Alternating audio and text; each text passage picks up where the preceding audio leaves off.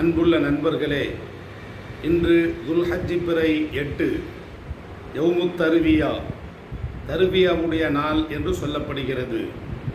தர்வியா என்று சொன்னால் தாகம் தீர்ப்பதற்காக வேண்டி தண்ணீரை குடிப்பது, தாகம் தீர தண்ணீர் அருந்துவது, தாகம் தீர கால்நடைகளுக்கு தண்ணீர் புகட்டுவது என்று பொருள். ஏன் இந்த பெயர் வந்தது என்று பார்க்கின்ற பொழுது, துல்ஹஜ் பிறை 8 துல்ஹஜ் பிறை 12 வரைக்கும் கிட்டத்தட்ட 5 நாட்கள் ஹஜ்ஜுடைய மிக மிக முக்கியமான நாட்களாக இருக்கிறது. இன்றைய தினத்தில் ஹாஜிகள் என்ன செய்வார்கள் என்று சொன்னால், தங்களுடைய ஹஜ்ஜுக்காக வேண்டி இஹ்ராமுடைய ஆடையை அணிந்து கொண்டு மினா என்ற அந்த இடத்திற்கு சென்று தங்களுடைய கூடாரத்தின் பக்கம் அவர்கள் செல்லுவார்கள். எனவே இந்த 5 நாட்களுக்காக வேண்டி தண்ணீர் தேவையை நிறைவேற்றுவதற்காக வேண்டி தங்களிடத்திலே தண்ணீரை சேகரித்து வைத்துக் கொள்வார்கள். தங்களுடைய கால்நடைகளுக்குண்டான தண்ணீரை புகட்டி கொள்வார்கள். எனவே தான் இதற்கு யௌமுத் தர்வியா என்ற ஒரு பெயர் வந்தது. இரண்டாவது பெயர் என்ன பெயர் என்று சொன்னால், அதாவது மனதோடு பேசுவது, மனதோடு உரையாடுவது என்ற ஒரு பெயரும் இருக்கிறது. மனதோடு உரையாடுவது, மனதோடு பேசுவது என்றால் எப்படி? இப்ராஹிம் அலைஹிஸ்ஸலாத்து வஸ்ஸலாம் அவர்கள் இந்த துல்ஹஜ் பிறை 8ஆம் தினத்தன்று தான் தனது அன்பு மகன் இஸ்மாயில் அலைஹிஸ்ஸலாத்து வஸ்ஸலாம் அவர்களை அறுத்து பலியிடுவதாக கனவு கண்டார். எனவே காலையில் ஆன பிறகு தமது மனதோடு அவர் உரையாடுகிறார், தமது மனதோடு அவர் பேசுகிறார், தமது மனதை பார்க்கிறார். நாம் கண்ட கனவு உண்மையானதா, இறைவனிடமிருந்து வந்த ஒரு செய்தியா, அல்லது ஷைத்தானுடைய ஊசலாட்டமா என்ற ஒரு தீர்க்கமான முடிவுக்கு அவர் வருகிறார். மனதோடு அவர் உரையாடுகிறார், அவர் சிந்தித்து பார்க்கிறார், மனதளவிலே சிந்தித்து பார்க்கிறார். எனவே இதற்கு யௌமுத் தர்வியா என்ற அந்த பெயர் வந்தது. துல்ஹஜ் பிறை 8ஆம் நாள் அன்று ஹாஜிகள் எந்த இடத்தில் இருக்கிறார்களோ அந்த இடத்தில் இருந்து ஹஜ்ஜுக்குண்டான தங்களுடைய இஹ்ராமுடைய ஆடையை அணிந்து கொண்டு துல்ஹஜ் பிறை 8ஆம் தினத்தன்று சூரியன் உதயமான பிறகு மினா என்ற அந்த இடத்திற்கு வருவார்கள். அவர்களுக்குண்டான அந்த கூடாரத்தில் அவர்கள் அங்கே தங்குவார்கள். அப்போ மினா எனும் அந்த இடத்திற்கு வந்த பிறகு அவர்கள் இறைவனை அதிகமாக தியானிப்பார்கள், இறைவனை அதிகமாக புகழ்வார்கள். அல்லாஹு அக்பர், அல்லாஹு அக்பர், லா இலாஹ இல்லல்லாஹு, அல்லாஹு அக்பர், அல்லாஹு அக்பர் வலில்லாஹில் ஹம்து என்ற அந்த தக்பீரை மினா என்ற அந்த இடத்தில் வைத்து ஒவ்வொரு ஹாஜியும் அதிகமாக இந்த தக்பீர் முழக்கத்தை முழங்குவார். அப்போ மினாவிற்கு அவர் வந்த பிறகு துல்ஹஜ் பிறை 8ஆம் நாள் லுகர் நேரத்தில் லுகர் தொழுகையை தொழுவார், அசர் தொழுகையை தொழுவார், மக்ரிப் தொழுகையை தொழுவார், இஷா தொழுகையை தொழுவார். மறுநாள் அதிகாலை துல்ஹஜ் பிறை 9. அப்போ துல்ஹஜ் பிறை 9 அன்று மினா என்ற அந்த இடத்தில் அவர் சுபுகையும் தொழுவார். அப்போ துல்ஹஜ் பிறை 9ஆம் தினம் என்பது மிக மிக முக்கியமான ஒரு தினம். அதுதான் அரஃபா தினம். அப்போ அரஃபா என்பது தான் ஹஜ் என்று நபி ஸல்லல்லாஹு அலைஹி வஸல்லம் அவர்கள் சொல்லுவார்கள். அரஃபாவிற்கு வராமல் யாருடைய ஹஜ்ஜும் ஏற்றுக்கொள்ளப்படாது. அப்போ துல்ஹஜ் பிறை 9ஆம் தினத்தன்று சுபுகு தொழுகையை தொழுது முடித்த அந்த ஒவ்வொரு ஹாஜியும் சூரியன் உதயமான பிறகு அந்த மினா என்ற அந்த இடத்திலிருந்து நேராக அரஃபா மைதானத்தை நோக்கி ஒவ்வொரு ஹாஜியும் சாறை சாறையாக நடந்து செல்வார் அல்லது தங்களுடைய வாகனத்திலே பயணிப்பார். அப்போ அரஃபா என்ற அந்த இடத்தை நோக்கி ஒவ்வொரு ஹாஜியும் செல்லுகின்ற பொழுது அங்கே அவர் சென்று முற்பகல் நேரத்தில், அதாவது லுகருடைய நேரத்தில் அவர் என்ன செய்வார் என்று சொன்னால், லுகர் நேரத்தில் லுகர் தொழுகையையும் அதே லுகர் நேரத்தில் அசர் தொழுகையையும் இரண்டையும் இணைத்து ஒரே நேரத்திலே ஜம்மு செய்து தொழுவார். அப்போ இதற்கு ஜம்மே தக்தீம் என்று சொல்லப்படுகிறது. ஜம்மே தக்தீம் என்று சொன்னால் லுகர் நேரத்தில் அசரை சேர்த்து அசர் நேரம் வராமல் லுகருடைய நேரத்திலேயே அசரை முற்படுத்தி தொழுவது. அப்போ இதற்குத்தான் ஜம்மே தக்தீம் என்று சொல்லப்படுகிறது. அப்போ ஜம்மே தக்தீம் என்ற அந்த செயலில் ஒவ்வொரு ஹாஜியும் ஈடுபடுவார். அப்போ சூரியன் மறைகின்ற வரைக்கும் அரஃபாவிலே அவர் தங்குவார். அரஃபாவிலே இறைவனிடத்திலே துவா செய்வார். அரஃபாவிலே இறைவனிடத்திலே மன்றாடுவார். இறைவனிடத்திலே தௌபா செய்வார். இறைவனிடத்திலே பாவ மன்னிப்பு வேண்டுவார். அப்போ இறைவனிடத்திலே அதிகமாக தமது கோரிக்கைகளை கேட்பார். அரஃபா என்பது ஹஜ் என்று ஸல்லல்லாஹு அலைஹி வஸல்லம் அவர்கள் சொல்லுவார்கள். அப்போ அரஃபாவிலே அப்போ சூரியன் மறைகின்ற வரைக்கும் அரஃபா என்ற அந்த இடத்திலே அவர் தங்கினாலும் சரி, அவர் நடந்து போனாலும் சரி, அவர் கடந்து போனாலும் சரி, அப்போ அரஃபாவில் தங்குவது அது கூடிவிடும். அப்போ சூரியன் மறைந்த பிறகு அரஃபாவிலிருந்து முஸ்தலிஃபாவை நோக்கி ஒவ்வொரு ஹாஜியும் செல்வார். அப்போ முஸ்தலிஃபா என்ற அந்த இடத்திலே அவர் இரவு நேரத்திலே வருவார். அப்போ இரவு நேரத்திலே வந்து இஷாவுடைய நேரத்தில் மக்ரிபையும் இஷாவையும் சேர்த்து தொழுவார். அப்போ இதற்கு ஜம்மே தஹீர் என்று சொல்லப்படுகிறது. அதாவது இஷாவுடைய நேரம் வரைக்கும் மக்ரிபை பிற்படுத்தி அந்த இஷாவுடைய நேரத்தில் மக்ரிபையும் இஷாவையும் அவர் சேர்த்து மக்ரிபை அதனுடைய நேரத்தில் தொழாமல் இஷாவுடைய நேரத்தில் பிற்படுத்தி தொழுகின்ற அந்த காரணத்தினால் அதற்கு ஜம்மே தஹீர் என்ற அந்த பெயர் வந்தது. அப்போ முஸ்தலிஃபாவிலே ஒவ்வொரு ஹாஜியும் அங்கே இரவு தங்குவார். இப்படி முஸ்தலிஃபாவிலே இரவு தங்கக்கூடிய அந்த ஹாஜிகள் என்ன செய்வார்கள் என்று சொன்னால், துல் ஹஜ்ஜி பிறை 10ஆம் நாள் நமக்கு பெருநாள். அப்போ யௌமுன் நஹர் என்று சொல்லப்படுகிறது. அந்த துல் ஹஜ்ஜி பிறை 10ஆம் நாள் அன்று ஒவ்வொரு ஹாஜியும் மினாவிற்கு சென்று பெரிய சாத்தானுக்கு 7 கற்களை எறிவார். அப்போ முதல் நாள் துல் ஹஜ்ஜி பிறை 10ஆம் நாள், அந்த முதல் நாள் அன்று பெரிய சாத்தானுக்கு மாத்திரம் ஒவ்வொரு ஹாஜியும் 7 கற்களை அவர் எறிவார். அப்போ துல் ஹஜ்ஜி பிறை 11, 12, 13 அந்த 3 நாட்களில் ஒவ்வொரு ஹாஜியும் 3 சாத்தான்களுக்கு கல்லெறிவார். சின்ன சாத்தான், நடு சைத்தான், பெரிய சைத்தான்.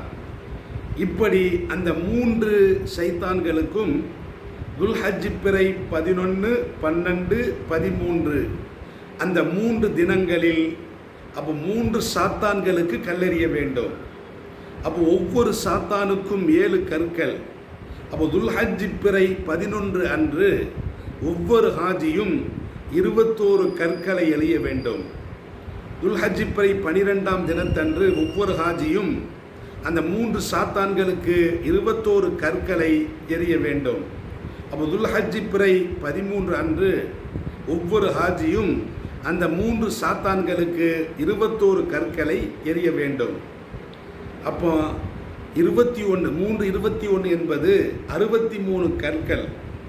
ஆனால் துல் ஹஜ்ஜி பிறை 10ஆம் தினத்தன்று ஒரே சாத்தானுக்கு 7 கற்களை மாத்திரம், அதுவும் பெரிய சாத்தானுக்கு 7 கற்களை மாத்திரம் எறிய வேண்டும். அப்போ 63 7 70 கற்களை முஸ்தலிஃபா என்ற அந்த இடத்தில். அப்போ துல் ஹஜ்ஜி பிறை 9வது தினம் அரஃபா தினம். அந்த அரஃபாவினுடைய அந்த தினத்தில் இரவு பகுதியில் அப்போ முஸ்தலிஃபாவுக்கு வரக்கூடிய அந்த ஹாஜிகள் 70 கற்களை அவர்கள் எடுத்துக்கொள்வார்கள்.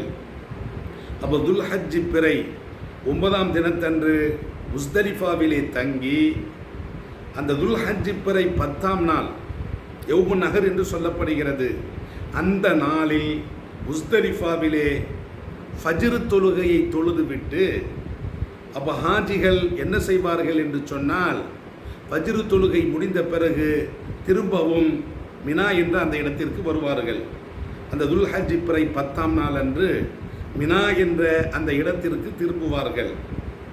அந்த மினா என்ற அந்த இடத்திற்கு அவர்கள் திரும்பி சூரியன் உதயமான பிறகு சூரியன் மறைகின்ற வரைக்கும் அந்த பெரிய சாத்தான் ஜம்ரத்துல் அக்கபா என்று சொல்லப்படுகிறது.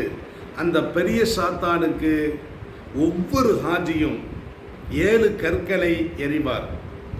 அப்போ துல் ஹஜ்ஜி பிறை 10ஆம் நாள் அன்று இந்த செயல் நடைபெறுகிறது. பெண்களாக இருந்தால் அப்போ கூட்டம் அதிகமாக இருக்கிற காரணத்தினால் ஸல்லல்லாஹு அலைஹி வஸல்லம் அவர்கள் பெண்களுக்கு ஒரு அனுமதியை தந்திருக்கிறார்கள். அது என்ன அனுமதி என்று சொன்னால், சூரியன் உதயமாகுவதற்கு முன்னாலேயே பெண்கள் மினாவிற்கு வந்து கற்களை எரிந்து கொண்டு திரும்பலாம் என்ற அனுமதியை பெண்களுக்கு மாத்திரம் நபி ஸல்லல்லாஹு அலைஹி வஸல்லம் அவர்கள் தந்திருக்கிறார்கள். அப்போ ஆண்களாக இருந்தால் துல் ஹஜ்ஜி பிறை 10ஆம் தினத்தன்று சூரியன் உதயமான பிறகு தங்களுடைய அந்த கூடாரத்திலிருந்து கிளம்பி பெரிய சாத்தானுக்கு அவர்கள் கற்களை எறிய வேண்டும். இந்த கற்கள் எறியக்கூடிய இந்த டைம் என்பது துல் ஹஜ்ஜி பிறை 10ஆம் நாள் அன்று சூரியன் மறைகின்ற வரைக்கும் அதற்குண்டான நேரமாக இருக்கிறது. அப்போ துல் ஹஜ்ஜி பிறை 10ஆம் நாள் அன்று பெரிய சாத்தானுக்கு 7 கற்களை எரிந்து முடித்த பிறகு ஒவ்வொரு ஹாஜியின் சார்பாக அவர் சார்பாக குர்பானி கொடுக்கப்படுகிறது. அவரே குர்பானி கொடுக்க மாட்டார், அவர் சார்பாக அரசாங்கம் குர்பானி கொடுக்கிறது. அந்த அமல் நடைபெறுகிறது. அப்போ முதல்ல கற்களை எறிவது, 2வது குர்பானி கொடுப்பது, 3வது என்ன செய்வார் என்று சொன்னால், அந்த ஹாஜி என்பவர் அந்த மினாவில் இருந்து திரும்பி தங்களுடைய இருப்பிடத்திற்கு வந்து தங்களுடைய முடிகளை களைவார். தங்களுடைய அந்த தலைமுடிகளை மொட்டையடிப்பார் அல்லது குறைவாக வெட்டி கொள்வார். இப்படி முடிகளை களைந்த பிறகு அவர் இஹ்ராமுடைய அந்த உடையிலிருந்து அவர் விடைபெறுகிறார். அப்போ இஹ்ராமுடைய உடையிலிருந்து அவர் விடைபெற்ற பிறகு அவர் நகங்களை வெட்டலாம், அவர் ரோமங்களை களையலாம், அவர் தைக்கப்பட்ட ஆடைகளை உடுத்தலாம், அவர் வேட்டையாடலாம். அப்போ இஹ்ராமில் தடை செய்யப்பட்ட அந்த செயல்கள் முடியை களைந்த பிறகு அவருக்கு எல்லாமே ஆகிவிடுகிறது, ஒரு செயலை தவிர. அது என்ன செயல் அப்படின்னா, மனைவியோடு அவர் கூட முடியாது. அப்போ இதற்கு சின்ன தஹலீல் என்று சொல்லப்படுகிறது. அப்போ சாதாரணமான உடையை உடுத்தி கொண்டு சாதாரணமாக என்ன காரியங்களெல்லாம் செய்யலாமோ அப்போ அந்த காரியங்களெல்லாம் அவர் செய்யலாம். திருமணத்தை பற்றி பேசலாம், திருமணத்தை முடித்து கொடுக்கலாம். இந்த செயல்கள் அவருக்கு ஆகுமாகி விடுகிறது. அப்போ முடிகளை அவர் களைந்த பிறகு, இஹ்ராமுடைய ஆடையை அவர் களைந்த பிறகு, சாதாரண உடையில் துல் ஹஜ்ஜி பிறை 10ஆம் நாள் அன்று அவர் என்ன செய்வார் என்று சொன்னால், தன்னுடைய இருப்பிடத்திலிருந்து புனித காபாவை நோக்கி திரும்புவார். அப்போ புனித காபாவை நோக்கி ஒவ்வொரு ஹாஜியும் திரும்பி அங்கே ஹஜ்ஜுக்குரிய தவாஃபை அவர் செய்வார். அது மிக முக்கியமானது. ஹஜ்ஜுடைய முக்கியமான 4 அம்சங்கள்: ஒன்று இஹ்ராமுடைய ஆடை, இரண்டாவது அரஃபாவில் தங்குவது, மூன்றாவது ஹஜ்ஜுடைய அந்த தவாஃபை காபாவிற்கு சென்று செய்வது. அதற்குத்தான் தவாஃபுல் இஃபாலா என்று சொல்லப்படுகிறது. அப்போ துல் ஹஜ்ஜி பிறை 10ஆம் நாள் அன்று அவர் காபாவை தவாப் செய்ய வேண்டும். 7 சுற்றுக்கள் அவர் வலம் வர வேண்டும்.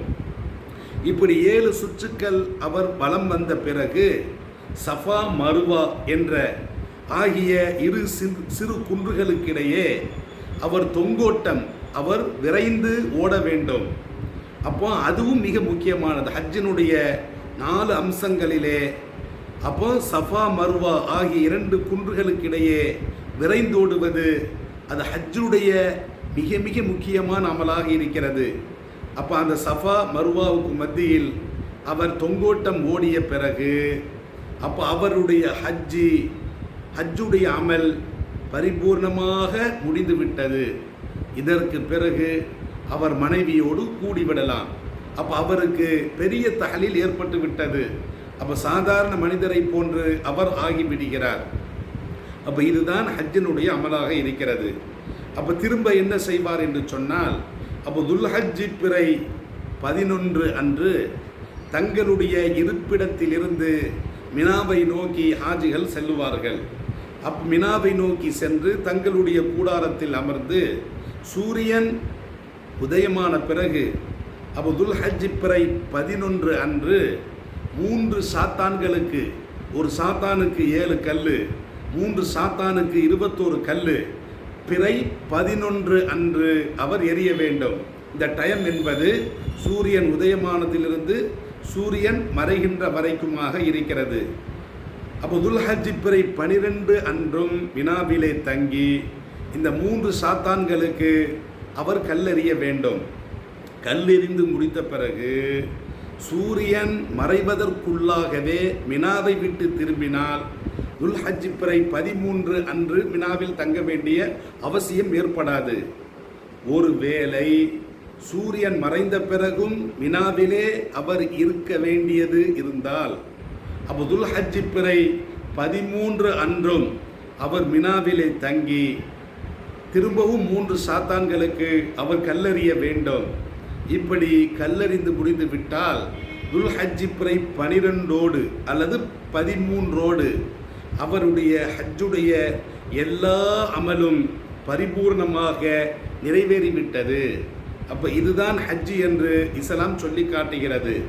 இங்கே நாம் குறிப்பாக கவனிக்க வேண்டும் என்று சொன்னால் துல் ஹஜ்ஜி பிறை 9, துல் ஹஜ்ஜி பிறை 9 என்பது அது அரஃபாவுடைய தினமாக இருக்கிறது. அப்போ அரஃபாவுடைய தினம் என்பது மிக மிக முக்கியமானது. நபி ஸல்லல்லாஹு அலைஹி வஸல்லம் அவர்களிடத்திலே அரஃபாவினுடைய நோன்பின் மாண்பு குறித்து கேட்கப்பட்டது. அப்போ அதற்கு நபி ஸல்லல்லாஹு அலைஹி வஸல்லம் அவர்கள் பதில் சொல்லுகின்ற பொழுது, அரஃபா தினத்தன்று நோன்பு நோற்பது கடந்த ஓராண்டினுடைய சிறு பாவங்களுக்கும் எதிர்வரக்கூடிய அந்த ஆண்டில் நடக்கக்கூடிய சிறிய பாவங்களுக்கும் அரஃபாவினுடைய நோன்பு பரிகாரமாக அமைந்து விடுவதாக நபி ஸல்லல்லாஹு அலைஹி வஸல்லம் அவர்கள் சொல்லுவார்கள். அப்போ துல் ஹஜ்ஜி பிறை 9 அரஃபாவுடைய தினம். அந்த அரஃபா தினத்தில் நோன்பு நோற்பது அது சுன்னத்தாக இருக்கிறது. இரண்டாவது, துல் ஹஜ்ஜி பிறை 9 அரஃபாவுடைய தினம். இந்த அரஃபாவுடைய தினத்தில் ஹாஜிகள் நோன்பு நோற்கக்கூடாது. ஹஜ்ஜி செய்யாதவர்கள், உள்ளூரில் தங்கியிருக்கக்கூடியவர்கள் நோன்பு நோற்க வேண்டும். மேலும் அரஃபாவிலே அதிகமாக துவா செய்ய வேண்டும். அப்போ ஹஜ்ஜி செல்லாதவர்கள் அரஃபா தினத்திலே இறைவனிடத்திலே அதிகமாக துவா செய்ய வேண்டும். துல் ஹஜ்ஜி பிறை அரஃபா தினத்தில் அதிகமாக பாவ மன்னிப்பு கோர வேண்டும், அதிகமாக தௌபா செய்ய வேண்டும். எல்லா நபிமார்களும் கேட்ட ஒரு பிரார்த்தனை. அது என்ன பிரார்த்தனை அப்படின்னா, லா இலாஹா இல்லல்லாஹு வஹ்தஹு லா ஷரீக லஹு லஹுல் முல்கு வலகுல் ஹம்து வஹுவ அலா குல்லி ஷையின் கதீர். அப்போ வணக்கத்திற்குரியவன் இறைவனை தவிர வேறு எந்த கடவுளும் இல்லை.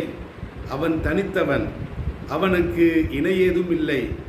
அவனுக்கே அனைத்து புகழும், அவனுக்கே அனைத்து ஆட்சி அதிகாரமும் சொந்தம். லகுல் முல்கு வலகுல் ஹம்து வஹுவ அலா குல்லி ஷையின் கதீர். அவன் யாவற்றின் மீதும் சக்தி பெற்றவனாக இருக்கிறான் என்ற இந்த துவாவை எல்லா நபிமார்களும் அரஃபா தினத்தன்று கேட்டிருக்கிறார்கள். அப்போ ஹஜ்ஜி செய்யாத நாமும் அரஃபா தினத்தில் லா இலாஹ இல்லல்லாஹு வஹ்தஹு லா ஷரீக லஹு லகுல் முல்கு வலகுல் ஹம்து வஹுவ அலா குல்லி ஷைஇன் கதீர் என்பதை அதிகமாக கேட்க வேண்டும். மேலும் இந்த அரஃபாவினுடைய தினம் எப்படிப்பட்ட தினம் என்று சொன்னால், இந்த அரஃபாவுடைய தினத்தன்று தான் இஸ்லாம் பரிபூர்ணமாக ஆனது. அல் யௌம அக்மல்து லக்கும் தீனக்கும் வ அத்மம்து அலைக்கும் நிஅமதி வ ரதீது லக்குமுல் இஸ்லாம தீனா. கடைசியாக இறங்கிய வசனம், இன்றைய தினத்தில் உங்களுக்காக வேண்டி நான் மார்க்கத்தை பரிபூர்ணப்படுத்தி விட்டேன், உங்களுடைய மார்க்கத்தை நான் பரிபூர்ணப்படுத்தி விட்டேன் என்ற இந்த வசனம் ஸல்லல்லாஹு அலைஹி வஸல்லம் அவர்கள் தமது இறுதி ஹஜ்ஜின் போது அரஃபா தினத்தன்று தான் இந்த வசனம் இறங்கியது. அல் யௌம அக்மல்து லக்கும் தீனக்கும், இன்றைய தினத்தில் உங்களுக்காக வேண்டி உங்களுடைய மார்க்கத்தை நான் பரிபூர்ணப்படுத்தி விட்டேன். வ அத்மம்து அலைக்கும் நிஅமதி, உங்களுக்காக வேண்டி எனது அற்கொடையை நான் பரிபூர்ணமாக்கி விட்டேன். வ ரதீது லக்குமுல் இஸ்லாம தீனா, உங்களுக்காக வேண்டி நான் இஸ்லாத்தை பொருந்தி கொண்டு விட்டேன் என்ற இந்த இறுதியான இறைவசனம் அரஃபா தினத்தன்று தான் இறங்கியது. அப்போ இஸ்லாம் பரிபூர்ணமான ஒரு தினம் அரஃபாவுடைய தினமாக இருக்கிறது. அதோடு மாத்திரமல்ல, அரஃபா தினம் ஸல்லல்லாஹு அலைஹி வஸல்லமுடைய காலத்தில் வெள்ளிக்கிழமை வந்தது. அப்போ அரஃபாவுடைய தினம் வெள்ளிக்கிழமை வருகின்ற பொழுது அதற்கு ஹஜ்ஜுல் அக்பர், பெரிய ஹஜ்ஜி என்று சொல்லப்படுகிறது. அப்போ இன்றைய ஆண்டும் அரஃபாவுடைய தினம் நமக்கு வெள்ளிக்கிழமை அமைந்திருக்கிறது. அப்போ இது ஹஜ்ஜுல் அக்பராக இந்த ஆண்டு கருதப்படுகிறது. அதோடு மாத்திரமல்ல, இஸ்லாமியர்களுக்கு பல பெருநாட்கள் இருக்கிறது. மிக முக்கியமான 2 பெருநாட்கள், நோன்பு பெருநாள், ஹஜ்ஜு பெருநாள். இதையும் தாண்டி இஸ்லாமியர்களுக்கு பெருநாள் இருக்கிறது. வெள்ளிக்கிழமை பெருநாளாக இருக்கிறது, அரஃபாவும் பெருநாளாக இருக்கிறது. அப்போ அரஃபாவும் பெருநாளாக இருக்கிறது. அப்போ மகிழ்ச்சியான ஒரு தினமாக இருக்கிறது. எனவே இந்த அரஃபா தினத்தை எப்படி கொண்டாட வேண்டும் என்று நபி ஸல்லல்லாஹு அலைஹி வஸல்லம் அவர்கள் சொன்னார்களோ அப்படி கொண்டாட வேண்டும். நோன்பு நோற்று இந்த அரஃபாவை நாம் கொண்டாட வேண்டும். அதோடு மாத்திரமல்ல, இறைவனிடத்திலே துவா செய்து அரஃபாவை கொண்டாட வேண்டும். இறைவனிடத்திலே தௌபா செய்து அரஃபாவை கொண்டாட வேண்டும். இறைவனிடத்திலே இஸ்திக்ஃபார் செய்து அரஃபாவை கொண்டாட வேண்டும். லா இலாஹ இல்லல்லாஹு வஹ்தஹு லா ஷரீக லஹு லகுல் முல்கு வலகுல் ஹம்து வஹுவ அலா குல்லி ஷைஇன் கதீர் என்ற இந்த பிரார்த்தனையில் அதிகமாக ஈடுபட்டு அரஃபாவை நாம் வரவேற்க வேண்டும். அப்போ அரஃபா தினத்தில் அதிகமாக நன்மைகளை செய்ய வேண்டும், அதிகமாக தான தர்மங்களை செய்ய வேண்டும். அரஃபா தினத்தில் கடமையான 5 நேர தொழுகைகளை தொழ வேண்டும். அப்போ நஃபிலான தொழுகைகளை தொழ வேண்டும். அப்போ அரஃபா தினத்தில் நன்மைகளை செய்ய வேண்டும், பிறருக்கு உதவி செய்ய வேண்டும். அப்போ எல்லா நன்மைகளையும் இந்த அரஃபா தினத்தில் நாம் செய்கின்ற பொழுது அது பரிபூர்ணமாக அமைந்து விடுகிறது. எனவே ஹாஜிகள் என்ன செய்வார்கள் என்று சொன்னால், கடைசியாக தவாஃபுல் விதா, விடைபெறக்கூடிய அந்த தவாஃபை செய்து தமது தாயகத்திற்கு திரும்புவார்கள். அந்த ஹாஜிகள் உடல் நலத்துடனும் பரிபூர்ண சுகத்துடனும் தங்களுடைய தாயகத்தை நோக்கி வருவதற்கு எல்லாம் வல்ல இறைவன் கிருபை செய்வானாக. வாஹிர் தாவானா அல்ஹம்துலில்லாஹி ரப்பில் ஆலமீன்.